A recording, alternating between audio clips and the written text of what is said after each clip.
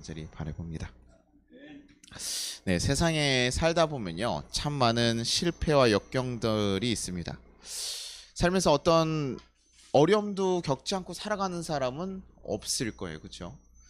뭐 사업하는 그 일반 직장인이나 이런 경우들은 그나마 이렇게 좀 그런 벽이 좀 적다라고 느껴지는데, 사업하는 분들 보면 좀 명확하게 좀 드러나요. 그래서 사업하다 보니까 어떻게 잘 될 때도 있지만 완전 안 될 때도 있잖아요.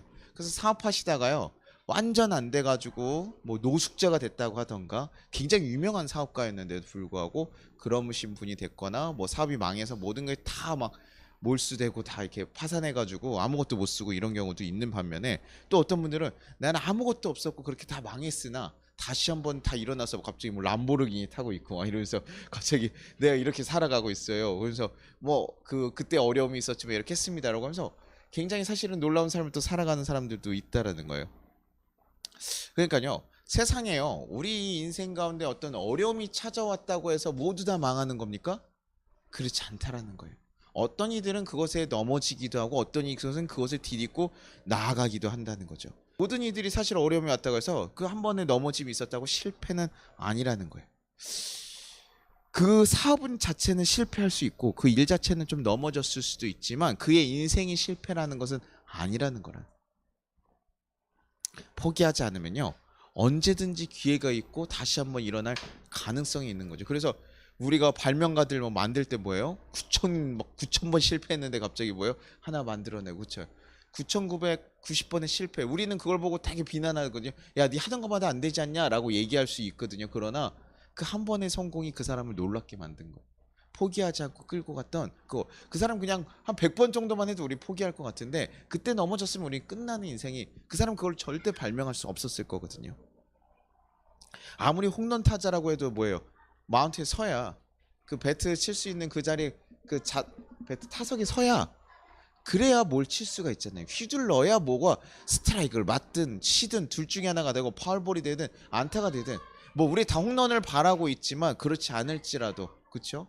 그렇게 될 수 있는데, 아무것도 안 하고 우리가 두려움에 떨면서 숨어 있어 버리면 사실 아무것도 이루어질 수가 없는 것이죠. 그러니 어떤 상황이 왔을 때 우리는 이것에 어떻게 반응하냐가 되게 중요하다라고 사실 받아들여져요. 예수님에게요, 군인들이 찾아왔습니다. 예수님이 이제 마지막에 겟세마네에서 기도하시고 다 하고 나서요, 다 군인들이 찾아왔어요. 가룟 유다와 함께 군인들이 찾아와서 다 찾아오죠. 근데 예수님과 제자들의 모습이 좀 상반되게 사실 여기서 표현이 됩니다. 요한복음 18장 8절에요. 예수께서 대답하시되 너희에게 내가 근이라 하였으니 나를 찾거든 이 사람들이 가는 것을 용납하라 하시니. 누구를 찾아왔냐, 이렇게 사람들 찾아오게 누구 찾아왔냐 그래서 예수 그리스도를 찾는다고 하니까 누구라고요? 어디 갔죠? 이런 것을 봐야 고민하죠. 18장 8절입니다. 네. 이런 실패에 좌절하지 않고 다시 한번 우리가 가야 되는 거. 네, 죄송합니다. 이거 왜 그게 들어갔을까요? 그렇죠? 네, 18장. 네. 앞에를 제가 지우면서 8절을 놓고 지웠나 봅니다. 죄송합니다. 제가 다시 한번 읽어드리면, 예수께서 대답하시되 너희에게 내가 근이라 하였으니 나를 찾거든 이 사람들이 가는 것을 용납하라 하시니. 자기를 찾는 그 사람들 앞에서요, 우리가 보통 군인들이, 그것도 여기 지금 어느 정도까지 왔다고 하냐면 한 300명에서 600명 사이로 봐요. 그러니까 굉장히 많은 사람들이 무기를 들고 저녁에 야밤에 찾아온 거예요. 그러니까 굉장히 위협적인 상황이잖아요. 예수님 잡으려고 이렇게까지 동원할 일인가 싶을 정도로 이렇게 많은 군인들이 몰려왔어요. 두려움에 떨 수밖에 없는 상황인데도 불구하고 예수님은 거기서 내가 그니라, 나를 잡아가라, 당당하게 얘기하고 계시는 거예요. 그 대신에 나니까 나 잡아가고 누군요? 나의 제자들은 보내줘라, 이렇게까지 지금 얘기하고 있는 거예요. 지금 보통 어떻게 됩니까? 위기의 순간이 왔으면 제자들이 잠깐 막는 순간에 어떻게 해요? 도망가야 되잖아요. 보통 왕을 지키는 방법도 그러잖아요. 신하들이 가서 지키고 스승을 지키기 위해서 그렇게 하고 딱 도망가야 되는데 그러지 않는다는 거예요. 내가 대신 잡혀갈 테니 그렇게 해라. 왜냐면 예수님의 뜻이 뭡니까? 이 땅에 무엇을 하러 오셨어요? 이 모든 백성을 구원하시기 위해서 오셨고, 단 한 명도 잃고 싶어 하시는 분이 아니셨다고, 이런 양말에서 구구절절 얘기하시잖아요. 한 명도 잃고 싶지 않았던 그 마음이 있었기 때문에 이 제자들에게도, 이 제자들이 이 아픔에 쓰러지지 않도록 나를 대신 잡아가시오, 이 제자 다 풀어주시오, 우리 제자들 다 풀어주시오, 그런 뜨거운 마음으로 사실을 얘기하는 거예요. 근데 아까 얘기했듯이요. 보통은 어떻게 되냐? 요한복음 18장 10절. 이에 베드로가 칼을 가졌는데 그것을 빼어 대제사장의 종을 쳐서 오른편의 귀를 베어버리니 그 종의 이름은 말고라.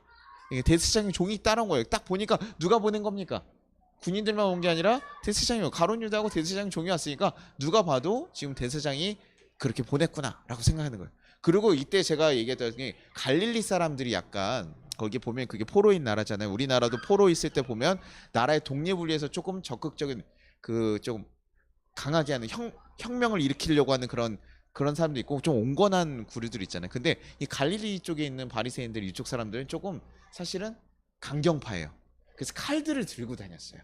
그래서 칼들을 들고 다녀서 언제든 그 나라를 좀 지키겠다는 좀 과격한 외부적, 왜냐면 중심에서 그래도 밀려나서 갈릴리에 있는 사람들이거든요.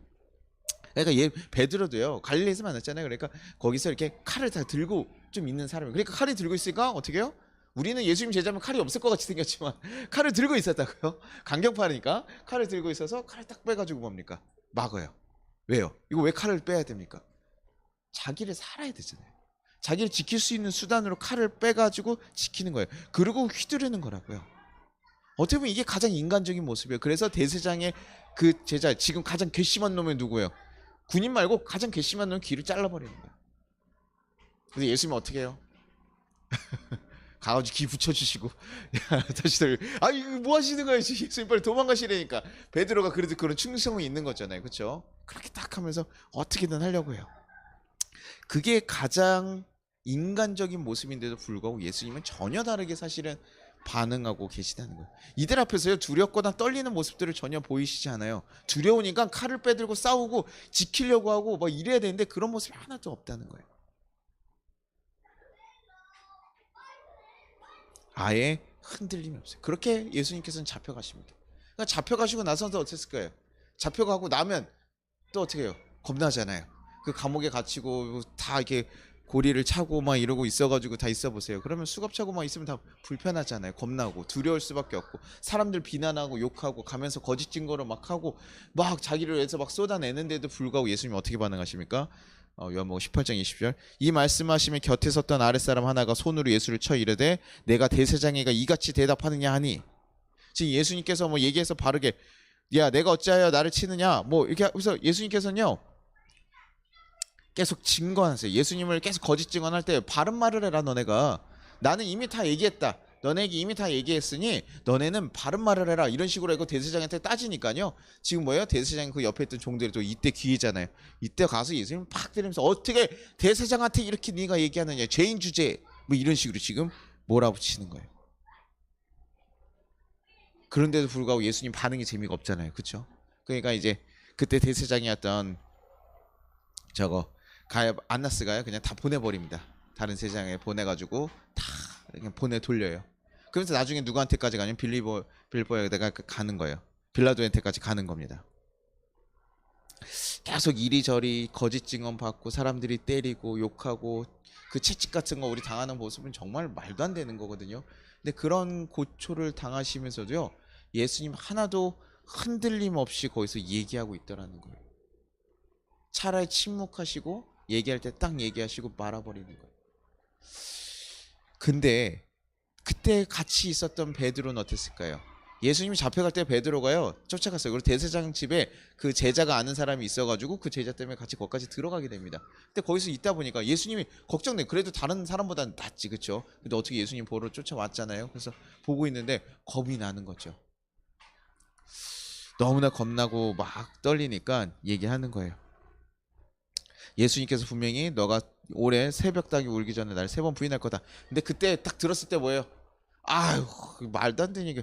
성의자매 오늘 집에 가기 전에 3번 나를 부인할 거야. 목사님 제가 목사님 부인할 일이 뭐 있어요? 막 근데 갑자기 막 여기 군인 경찰들이 들어와가지고 칼 잡고 막 해서 원래 사기꾼이었대. 어제 도망범이었대. 그러면서 갑자기 너도 공범이지 이러면 어떻게 해요? 목사님 저 지키려고 저를 딱 지켜주면서 이렇게 너 이래야 되는데 어떻게 해요? 거절할 거야 안 할 거야? 목사님 그랬어요? 그래서 어떻게 해요? 이렇게 3번 지금 부인하는 꼴이 되는 거라고. 근데 이 얘기를 지금 벌어지기 전에 뭐요? 들었을 때 말도 안 된다고 생각하는 거죠. 우리가 이렇게 웃고 얘기하는 거예요. 아유 목사님 진짜 아유 웃기셔 이렇게 얘기하는 것처럼 예수님도 막 얘기를 했다고. 근데 결국 예수님께서 잡혀가고 힘도 예수님이 너무나 강한 존재였잖아요. 자신의 목표고 자신의 모든 것을 버리고 따라올 정도로 이 세상에 가장 큰 존재가 바로 예수님이었다고요. 물에 빠져도 파도도 멈추게 하고 야 없는 음식으로 만들어내고 세상을 정말 다 호령하는 이런 분이 없어. 하나님의 아들이 분명한 사람이었어요. 그런데 지금 너무나 힘없이 잡혀가고 끌려가는 거 보니까 말도 안 돼. 그러면서 얘기하죠. 그런 분이 붙잡혀서 지금 너무나 두려운 마음 가운데 막 절절절절하고 그 가운데 쫓아왔는데 갑자기 자기를 알아보는 이가 생긴 거예요. 너 송파교회 다니잖아. 갑자기 뜨끔하는 거죠. 송파교회 그 사람 많지도 않는데 그거 어떻게 알아봤지? 이러면서 그래서 야 이거 어떻게 하지? 그러면서 딱 물어보는 거라고요. 그러니까 베드로 뭐라 그래요? 요한복음 18장 17절에 문 지키는 여종이 베드로에게 말하되 너도 이 사람의 제자 중 하나가 아니냐 하니 그가 말하되 나는 아니라. 아니 어떻게 베드로가 이럽니까? 그쵸? 조금 전까지 한 몇 시간 전까지만 해도 주는 살아계신 하나님을 다 얘기하고 나는 주님을 위해서 목숨을 주님 내 발 씻지 않으면 나는 아무것도 아닙니다 뭐 이런 얘기하면서 막 이랬던 제자가 도대체 갑자기 어떻게 이럴 수 있습니까? 나는 아니라. 나도 그렇게 잡혀갈까 봐 자기가 어떻게든 살려고. 네. 네. 자기가 살려고 자기한테 너무나 큰 위험이 오니까요 그것도 잘 놓치게 되는 거예요. 근데 그게 어떻게 보면요 당연한 모습이라고. 예수님 정말 쫓아서 너무 신나게 가더라도요 우리 가운데 너무나 큰 억경과 어려움이 쫓아오면요 흔들릴 수밖에 없는 게 우리 사람이라고요. 심지어 예수님의 제자인데. 그러고 나서 그렇게 예수님을 3번 부인하고 나니까 그때서 뭐 하는 거예요? 다 기우는 거죠. 그때서 깨닫는 거예요. 아 내가 그랬구나. 예수님과 베드로의 태도는 확실하게 차이가 있습니다. 예수님은요 자신의 생명을 막 살리려고 하지 않았어요. 도리어 뭡니까? 그러니까 자신의 생명을 살기 위해서 힘쓰지 않았어요. 그러니 쓸데없는 말을 더 붙일 게 없어요. 나는 아닙니다. 나 뭐 할 거 아닙니다. 막 이렇게 얘기할 필요가 없어요. 구구절절만 얘기할 필요가 없어요. 뭐 이번 대통령도 막 그렇게 하지만 자꾸 얘기가 많아지는 거 그리고 뭔가를 자꾸 수단수 당당한 사람들 그냥 나가면 됩니다. 침묵하고 딱 나가면 되는데요. 살려고 하니까 자꾸 이것저것이 붙는 거죠. 근데 예수님께서는 그렇게 하지 않을 거예요. 그리고 도리어 뭐라고 얘기합니까? 예수님께서 18장 11절 예수께서 베드로를 이르시되 칼을 칼집에 꽂으라 아버지께서 주신 잔을 내가 마시지 아니하겠느냐 하시니라. 칼로 그걸 잘랐을 때 베드로의 칼을 다시 꽂으면서 아니야 지금 우리가 이렇게 저항하면서 살려고 하는 거 아니야. 나는 지금 무엇을 하려고 한다는 거예요? 주님이 하나님이 주신 잔을 받으러 가겠다는 거예요. 나는 그것을 위해서 가는 거야. 내가 힘이 없어서 약해서 가는 게 아니라 하나님의 뜻이기 때문에 내가 기꺼이 가는 거야. 우리 세상의 방식처럼 세상의 힘의 논리처럼 칼로 이겨서 승리하려고 하는 게 아니야. 너 하나님의 뜻을 이룬다면서 칼로 이루지 마라. 딱 얘기하시는 거예요. 예수님은 지금 무엇에 가득 차 있습니까? 자신의 생명으로 이 모든 이들을 살리려고 하는 그 사명으로 가득 차 계신 거예요. 그러니 그분의 태도가 전혀 다른 거예요. 살리려고 하니까 자신을 모든 이들을 살리기 자기가 죽어야 된다는 건 아니까요. 기꺼이 그 걸음을 걸어가는 거예요. 그러니 거기에 뭐라고 얘기하지도 않고 잘 보이려고 재판관에게 잘 보이려고 얘기하지도 않고요. 차라리 너무 말도 안 되는 얘기하면 그냥 침묵해 버리시는 거예요. 얘기할 대가도 없다. 근데요. 이 땅에서 잘 살려는 목적을 가지고 있는 사람들은 어떨까요? 이런 자신을 너무나 위협하는 환경이 왔을 때 뭐 할까요? 두려워하는 거예요. 떠나는 거예요. 예수님과 함께 이 땅에서 그래도 이 나라를 바꾸고 뭔가를 잘 만들어갈 줄 알았는데 그것이 무너지니까 두려울 수밖에 없다고요. 왜? 내가 지금 죽게 생겼잖아요. 아이고 살아야 뭐라도 되는 거 아닙니까? 그렇죠? 그래서 우리 세상에 얘기하잖아요. 죽으면 아무것도 못 누려요. 근데 살아야 그래도 뭔가 할 수 있는 거 아니냐? 이승에서 먹는 게 뭐다고? 더 낫다고. 이승이 있어야 맛있는 것도 먹고 하지. 가면 뭐하냐? 이렇게 얘기하잖아요.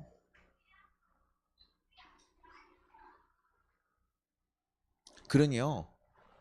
이 목적을 가지고 있는 분들은 이 환경에 따라서 사실은 반응하지 않는데 자신이 잘 살려고 하는 사람들이 이 환경들이 너무나 중요한 거예요. 왜? 그 다음 상을 그 상들이 이끌어 주니까. 근데 자신의 사명이 있는 사람 뭡니까? 모든 이들을 구해야 되는 사람은요, 환경이 달라진다고 해서 크게 신경 쓰지 않아요. 환경이 달라지면 그거에 맞춰서 뭐 합니까? 그에 맞춰서, 그 상황에 맞춰서 그 목적을 이루기 위해서 힘쓰는 거예요. 내가 감옥에 잡혀가면 감옥에서 뭐 하는 거예요? 감옥에서 복음을 전하면 되는 거예요. 내가 좋은 궁전에 끌려가서 궁전에서 하면 되는 거예요. 즉 아프리카에 가게 되면 어떻게 합니까? 아프리카에서 전하면 되는 거예요. 환경이 중요한 게 아니라 내가 가지고 있는 목적과 사명을 생각하고 그 길을 따라가는 거예요. 그래서 어느 상황이 됐던 자기의 그 아이덴티티 그대로 그것을 행하는 거예요. 어떤 전쟁 영화를 봤더니요, 옛날에 독일군이랑 이렇게 하는 영화들이 너무 많잖아요. 근데 거기서요, 갑자기 이제 포로군들 다 잡아놨는데 포로들 위해서 갑자기 어느 군인 하나가 이렇게 지나가다 갑자기 총을 막 떨어뜨리는 걸 하더니 광대 행동을 하는 거예요. 그러면서 그쪽에 포로 있던 사람들도 원래는 총을 떨어뜨릴 때 막 잡아가지고 죽이려고 하다가 그 사람이 광대로 하면서 자기를 막 웃겨주고 하니까 그걸 다 내려놓고 잠시 있고 그 사람의 우스꽝스러운 행동을 보면서 서로 웃고 있는 거예요. 그러면서 전쟁이지만 잠깐 평화가 그 자리에 싹 임하게 되는 거죠. 그리고 그 사람이 나중에 얘기하는 거예요. 나는 원래 군대 여기 징집되기 전에 광대였어. 삐에로 같은 거 하시면서 그렇게 사람들 웃겨주는 일이었어요. 그래서 그 사람은 사람을 죽이고 싶은 게 아니라 어디 가서 사람을 웃게 하고 싶은 거예요. 전쟁 중일지라도요. 근데 결국에는 자기 상사한테 걸려가지고 자기 상사가 저들 안 쏴 죽이면 너 죽는다 해가지고 결국 죽임을 당하는 그런 짧은 제가 그 이렇게 요약된 영화를 봤었거든요. 야, 저 사람이 그런 사람인 거죠. 사명을 가지고 자기가 어떻게 살아가야 되는지 명확하게 알고 있고 그래서 언제 어디서든 그 일을 행하는 거예요. 우리가 전쟁 터지면 당연히 적군과 싸워야죠. 가족을 지키기 위해서 해야 되지만 내 선택권이 있어서 내가 죽일 수 있는 상황에 내가 바로 앞에 선택지가 있다면 저희는 조금 그래도 양보하지 않을까. 결국 뭐 영화에서 보면 이런 것들이 굉장히 조금 답답하게 되죠. 이 사람 살려줘가지고 결국에 다 드러나가지고 이렇게 되기도 하는데 참 어려운 일인 건 사실입니다. 그래도 자신이 누구인지 알고 자신이 어떻게 살아가야 되는지 고민하고 그 목적과 사명이 명확한 사람들은 어느 상황에서도 그것에 흔들리지 않고 그것에 가야 될 걸 가는 거예요. 그러니 그들 가운데는요, 아, 우리 미래가 어떨까, 이 상황이 어떻게 될지 이 걱정을 하는 게 아니라 나는 이 자리에서 어떻게 할까를 고민하는 거예요. 하루에 대한 고민을 하는 거예요. 예수님 뜻대로 나는 어떻게 살아야 되지? 라고 고민하니까요, 내 환경이 문제가 아니라고요. 환경은 두 번째예요. 환경이 중요한 게 아니라 뭐예요? 어떻게 전하는지가 훨씬 더 중요한 거죠. 환경이 다르면 다른 대로, 좋으면 좋은 대로 그렇게 행하는 것뿐이에요. 예수님은 그 명확하게 자신이 가야 될 길을 아셨기 때문에 자기를 죽이러 오는 군인들이든 누가 욕을 하든 정말 억울하게 얘기를 하든 그것에 흔들리지 않고 자신이 가야 될 길을 하나하나 걸어가는 거예요. 그래서 나중에 빌라도가 야, 당신 죄 없으니까 내가 풀어주려고 하는데 당신 진짜 하나님 아들이요? 막 이런 식으로 막 묻고 질문들 하잖아요. 그런데 네가 네게 준 권세도 하늘에서 허락하지 않았으면 주지 않았을 거야. 너는 너의 일을 가서 해라. 나는 나의 길을 가겠다. 내가 죽어야 모든 사람이 살아나니까 얘기하고 싶은 거 너무나 많죠. 억울한데 소명하고 싶은 거 너무나 많은데도 불구하고 그렇게 하지 않는 거예요. 이렇게까지 얘기 들으면 우리가 너무 이제 거룩한 방에 있지만 그게 쉽지 않은 걸 알고 있죠. 목사님 어떻게 그러고 싶은데 우리가 사람인지라 살면서 어떻게 하루 세 끼 먹을 걸 걱정 안 하고 내가 다음에 일을 할 걸 걱정 안 하고 내가 만나야 될 사람을 걱정 안 하고 어떻게 그렇게 살아갑니까? 지금 막 물가가 올라가고 지금 경제가 막 흔들리는 거 보이면서 그런 뉴스들 나오면서 막 그런 거 들으면요 너무나 걱정되고 사실은 두렵죠. 괜찮을까? 나중에 아이들한테는 괜찮을까? 저희 아이가 학교 가면서도 걱정이 돼요. 이거 아이들 잘 가나? 뭐 할 수 있나? 근데 뭐 환경이 바뀌는 건 우리가 어떻게 막겠어요, 그렇죠? 우리는 하나님의 뜻대로 온전히 살아갈 수 있는 마음을 계속 품고 그것을 힘써서 가는 거예요. 근데 그 마음을 지키기 위해서 우리는 뭐 해야 되냐면 훈련이 있어야 돼. 어떤 사업가가 나와가지고 얘기합니다. 자기한테 시계 뭐 하나는 내가 늦지 않게 뭐 시간을 알려줍니다. 근데 또 하나에 또 안에 시계가 있더라고요. 그래서 거기 앞면과 뒷면을 보여서 내가 너무 교만해질 때는 거기 이제 교만해지지 않도록 쓰는 멘트를 적어놨고, 또 뒤쪽에 내가 너무나 지쳐서 디프레스해질 때, 좀 이렇게 너무 자존감이 떨어질 때는 내가 할 수 있다. 다른 거 신경 쓰지 마. 비교하지 마라. 남들과 비교하지 마라고 메멘토 머리 뭐 이런 거 적어놔서 가라. 이렇게 그런 것들을 얘기한다고 하더라고요. 그러니까 자기는 이게 나의 두 번째 나침반이라는 거예요. 내가 언제든 일어나서 딱 보면서 마음을 되새기는 거죠. 그러니까 유명한 성공한 사업가들을 보면 생각보다 삶이 되게 단순하게 잡혀 있어요. 그래서 루틴이 잡혀 있는 거예요. 자신이 자신의 것을 할 수 있고 집중할 수 있도록 나머지 것을 제하고 그것에 집중할 수 있는 루틴들이 있어요. 그래서 아침에 일어났을 때 사업가들 아침에 일어나서 운동하고 조깅하고 막 정말 대단하잖아요. 근데 그런 것을 해서 자기가 가야 될 방향을 고민하고 명상을 하고 책을 하나 읽고 뭐 이런 것들을 행하더라고요. 여러 가지 자신을 찾아가는 그런 루틴들이 있는 거예요. 그리스도인들에게 사실은 이런 루틴이 저는 필요하다고 생각해요. 그것이 우리의 훈련인 거죠. 교회 가는 일이 뭡니까? 바로 이거예요. 우리가 그리스도인으로 살아갈 수 있도록 우리의 시선을 하나님께 돌리고 다른 방향을 쫓아갈 수 있도록, 세상과 다른 방향을 갈 수 있도록 우리의 시선을 바꾸고 우리의 마음을 계속 바꾸는 일이 사실은 이 예배의 하나예요. 교회 사는 일들을, 성경 공부 여러분 왜 시킵니까? 모두 다 목회자를 만들어서 이 세상의 성경 지식을 다 알게 하기 위해서. 왜? 예수님이 우리가 모두 성경을 다 알기를 원하니까. 맞아요, 틀려요? 성경의 모든 것을 처음부터 끝까지 다 외우기를 원하시는 걸까요? 아니라고. 하나님 뜻을 알기를 원하지. 그리고 그렇게 살아가기를 원하죠. 우리가 행복하기를 원하죠. 근데 성경을 다 읽는 건 아니에요. 근데 성경을 읽음으로써 우리가 뭐가 됩니까? 우리의 마음이 하나님의 마음과 같아질 수 있고 하나님의 마음으로 찾아갈 수 있는 거예요. 걱정과 두려움이 막 몰아쳐올 때 거기에 뭐예요? 내가 너에게 쉼을 주리니, 내가 너를 평안 주리니, 내가 너와 함께 하겠다라고 얘기하시는 그 말씀을 다시 붙잡고 가고, 또 어떨 때 뭐야? 관계 문제가 있을 때 거기서 지혜를 고민해서 우리는 뭐야? 결국에 사랑으로서 품어가게 되는 것이고. 제가 막 화가 막 많아가지고 제가 막 승질나고 막 불평불만이 막 이랬는데 차에 딱 탔는데요, 버스에 탔는데 거기에 딱 성경 말씀이 거기 붙어 있는 거예요, 위에. 그 왜 거기, 그때는 잘 몰랐는데 그 왜 붙어 있지? 이런 생각. 요즘 같으면 뭐라고 할 것 같은데, 성을 얻는 자보다 마음을 다스리는 자가 훨씬 낫다. 이게 무슨 소리야? 성을 얻는 자가 훨씬 낫지 않나, 세상에서? 근데 마음을 다스리는 게 그때는 몰랐어요.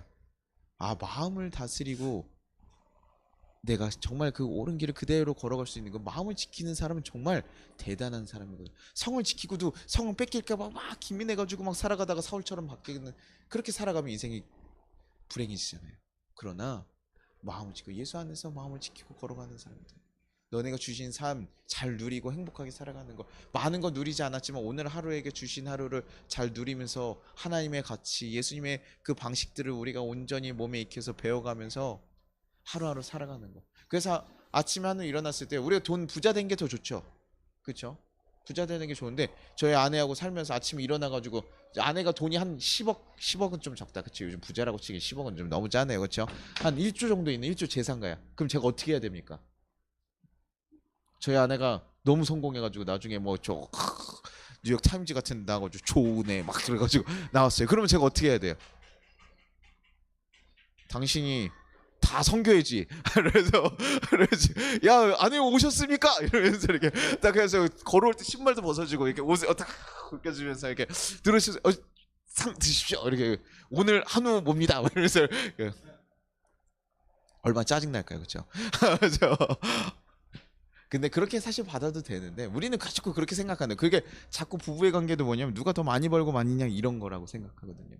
근데 그렇지 않거든요. 서로 사랑하니까 그 사람이 더 많이 가졌든 못해도 상관이 있어요, 없어요?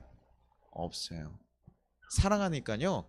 그냥 아내가 많이 가졌든 아니든 일어나가지고 서로 행복하게 서로 사랑한다고 고백하고 얘기하고 서로를 신경 써주고 마음 써주고 그러고 살아가면 그것이 행복한 거 아닐까요? 서로 일어나서 돈은 얼마 들어왔니? 막 이런 얘기하고, 오늘 그거 했니? 오늘 이거 다 처리했어? 너 왜 이거를 못했어? 집에 있으면서 이렇게 얘기해봐요. 그러면 어떻게 합니까? 너무 힘들 수밖에 없잖아요, 그렇죠? 이해가 되세요? 그러니까 마음을 지키고 걸어간다는 게요, 되게 사실 생각보다 되게 그리스도인들에게 너무나 중요한 일이고요, 사람들에게 너무나 중요한 일인 거예요. 세상에서 자꾸 물질주의로 하니까 사람들은 돈이 많아야 되고 내 명의의 집이 있어야 되고 차가 있어야 되고 내 사업체가 있어야 되고 돈도 많이 벌어야 목사님이 행복하고 좋죠 라고 얘기하면서 세상은 그렇게 얘기하고 가르친다고 하지만 성경에선 그렇지 않아요. 하나님의 뜻을 지켜가면서 우리의 마음을 지키면서 하나님이 주신 삶을 하나님 뜻 가운데서 잘 이뤄가면서 누구 하나 아픈 이들을 같이 도와줄 수 있고 내가 도움 필요한 이들을 도울 수 있는 그런 넉넉한 마음이 있다라면 예수님 보시기에 너무 쉽고 우리도 사실은 누굴 도와보면 어때요? 여러분 도와보니까 어때요? 너무 아깝죠? 아우 내가 왜 아이고 정신 나가가지고 내가 이렇게 해요? 누굴 도와보면요 좋아요. 그래서 그런 마음이 있다는 게 참 귀한 것이고요. 누구랑 함께 같이 연합해서 살아가면서 사랑하면서 살아갈 수 있는 게 사람이 가장 누릴 수 있는 행복이라고 생각이 돼요. 그래서 우리에게 계속 얘기하시는 거죠. 근데 우리 힘으로 잘 안 되니까 우리 누굴 자꾸 바라봐요? 예수님 바라보면서 너네가 이렇게 사랑받는 존재야. 너네가 이렇게 많은 사랑 받았잖아. 그렇지? 그러니 너네 이제 그 사랑 가지고 그렇게 사랑하면서 좀 행복하게 잘 살아. 라고 얘기하면서 성경이 계속 얘기하시죠. 우리는 그 마음을 깨닫고 잊지 않기 위해서 내가 너무 좋은 잘하는 걸 알기 위해서 우리 계속 예배하고 말씀 보면서 내가 누구인지 발견한 거고. 요즘 애들 학교 갈 때 부모님들이 그런 거 많이 하더라고. 엄마 아빠들 요즘 그런 거 많이 시켜요. 너는 최고야. 넌 잘할 수 있어. 너 뭐 이러면서 이런 것들 많이 시키더라고요. 요즘에 엄마 아빠들이요. 요즘에 애들한테 그런 거 시켜요. 그래서 애들의 자존감을 살려줄 수 있는 거. 난 할 수 있어. 난 뭐 이런 식으로 그런 것들이 외국에서 약간 넘어오면서 우리나라 사람들 요즘 좀 하시는 분들이 계시더라고요. 조금 좀 부끄럽긴 한데 그래도 그렇게 애기들한테 얘기를 해주더라고요. 넌 잘할 수 있어. 넌 행복해. 그런데 그것이 뭡니까? 아이들이 학교에 갔는데 비교당하고 학교에 갔는데 뭐 실패할 때도 있고 넘어질 때도 있지만 아니야 난 잘할 수 있어 라는 그 마음을 지키고 가게 해주기 위해서 계속 뭐예요? 얘기하는 거잖아요. 그 마음을 지킬 수 있죠. 그리스도인들이 너무나 힘들고 어려운 것들 인생 가운데 우리 가운데 올 때 우리가 정말 예수님의 자녀로서 예수님의 그 제자로서 그 마음을 지켜갈 수 있는 백성 그 마음을 지켜갈 수 있는 그 훈련들이 우리 가운데 있어서 걸어가면 그 우리가 누군지 알고 살아가면 그때 기쁜 거예요. 아침에 일어났는데 우리 삶이 뭐 바뀝니까 안 바뀝니까? 아침에 일어나서 천장이 바뀌었어요? 맨날 아침마다 어떨 땐 어떨 땐 금으로 바뀝니까 안 바뀝니까? 안 바뀐다고요. 그 집이 그 집이요. 계약한 기간까지 죽었다 깨나도 안 바뀌어요. 그렇죠? 뭐 늘어나면 뭐만 늘어나요? 곰팡이나 뭐 이렇게 습기만 늘어나고 그렇지. 그럴 수 있잖아요. 그렇죠?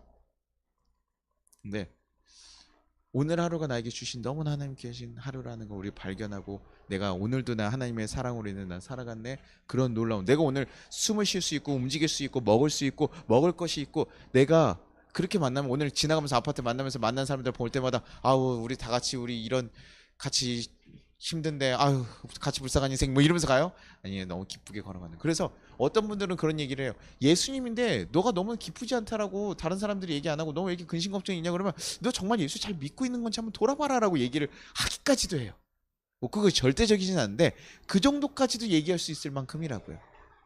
너네 정말 예수님을 모시고 있는데 그럴 수 있니?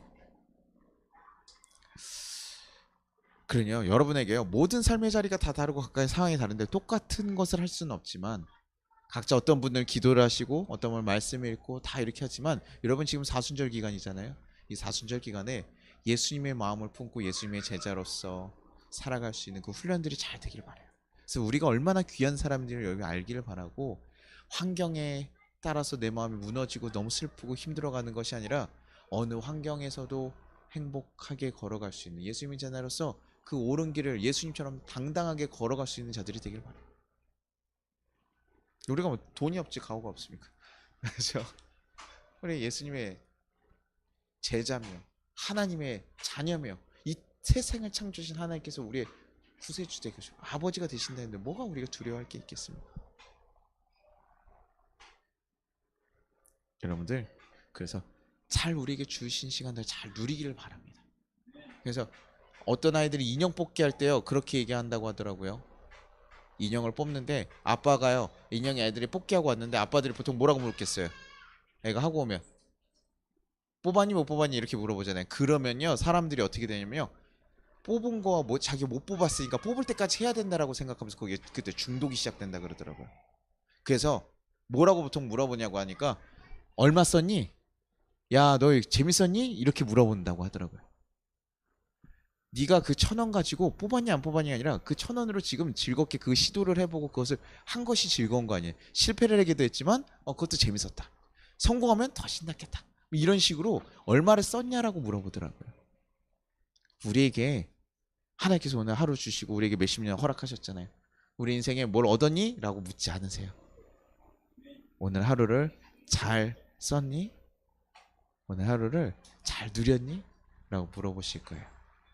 오늘 하루를 여러분이 잘 행복하게 누리기를 바라요. 제 아이가 인형 뽑기를 제가 바라겠어요? 야, 인형 못 뽑았어? 아우, 같이 그냥 안타까워해 주는 건 있지만 걔가 인형 뽑아서 뭐예요? 그냥 제가 항상 얘기하는 거, 애들 인형 뽑기 가서 뭐라고 하면 그냥 사. 근데 애들이 뽑는 재미로 가는 건데도 아빠가 뭐에 눈치도 없이 그냥 야 그냥 사. 야 뭐 어디 인형 검색해봐. 그래서 야 한 10번을 뽑을 수 있겠어? 그게 쌀 것 같아? 아, 그럼 해. 그래서 너무 인간적인 계산을 해주는데 그게 아니라 야 한번 10번 정도 도전해보면서 누려봐. 재밌겠다. 그러니까 실패가 더 많아요? 성공이 더 많아요? 실패가 많잖아요. 그러니까 어떻게 얼마나 슬퍼 인생이. 인형 뽑기 너무나 슬픈 우리 아이가 한 10번 하고 나서 실패하고 나서 뭐라고 하는지 아세요? 어우 저건 쓰레기 게임이래. 너무 속상한 거예요. 가는 동안 10,000원을 써서 즐겁게 뽑았으면 즐겁게 가야 되는데 가는 내내 슬픈 거예요. 그럴 거면 뭐하러. 아빠가 돈 써주고 나서요 너무 짜증나는 거예요. 야 이럴 거면 뭐하러 했냐. 그 다음부터 다시는 하지 말자 이렇게 얘기되잖아요. 우리에게 주신 거 여러분 가끔 어렵고 힘들고 떨어지는 거 있으면 여러분 실패한 겁니까? 아니, 우리에게 주어진 것을 예수님처럼 당당하게 누리고 우리가 걸어가야 될 길을 온전히 걸어가셨으면 좋겠어요. 어느 곳에서도 내가 예수님의 말씀하신 대로 어떻게 해야 될까? 나는 나로서의 정체성을 잃지 않고 가세요. 부자와 가난한 거 아무 상관없습니다. 우리 환경이 힘들고 어려운 거 건강한 거 아니고 다 상관없습니다. 우리가 언제 어디서든 예수님 그리스도인의 그 아이덴티티를 가지고 걸어가면 저는 충분히 잘 걸었다고 생각했어요. 그렇게 우리 주님과 함께 주님을 바라보면서 우리 인생을 잘 걸어갈 수 있는 우리 귀한 송파교회 성도님들 되시기를 간절히 소망합니다. 같이 찬양하겠습니다.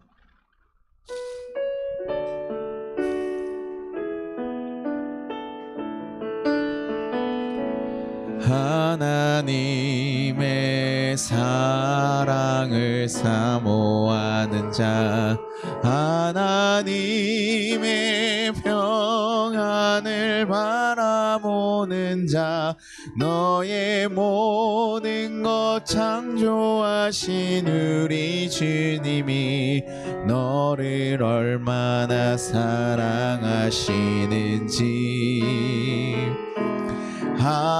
하나님께 찬양과 경배하는 자, 하나님의 선하심을 닮아가는 자, 너의 모든 것 창조하신 우리 주님이 너를 자녀 삼으셨네.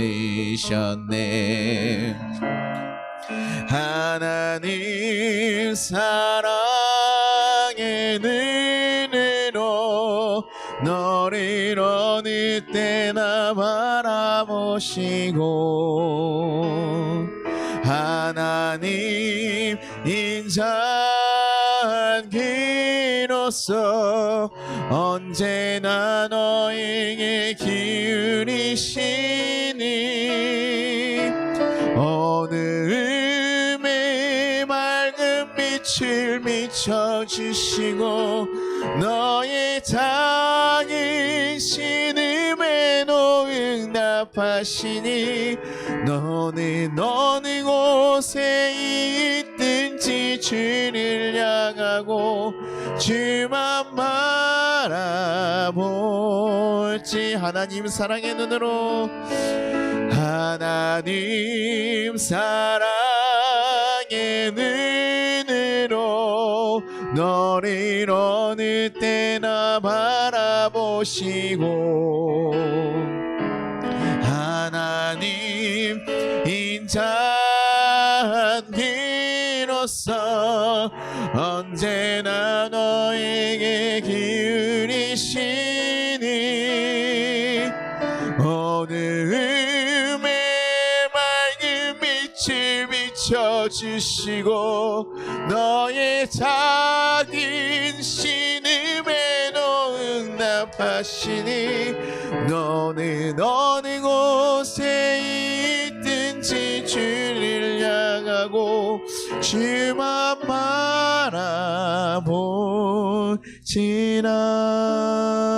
바라보지나.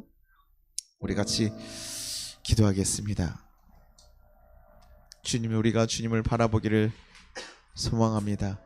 너무나 연약하고 약하여 세상 일에 자꾸 넘어지고 실족하고 무너질 때가 많았음을 고백합니다. 아직도 해결되지 않는 그 어려움들 가운데 너무나 마음이 아프고 걱정되고 두렵습니다. 그러나 주님, 우리 모든 성도님들의 상황을 굽어 살펴주셔서 그들에게 하나님 피할 길을 내어주시고 또 새롭게 나아갈 길을 보여주시옵소서. 주님이 함께 하신다는 것을 그들이 꼭 알 수 있도록 주님 그들의 인생을 붙잡고 책임져 주시옵소서. 우리의 길을 주님께서 함께 하시고 우리를 너무나 사랑하시는 그 예수님의 마음과 뜻을 알 수 있기를 간절히 소망하며 주님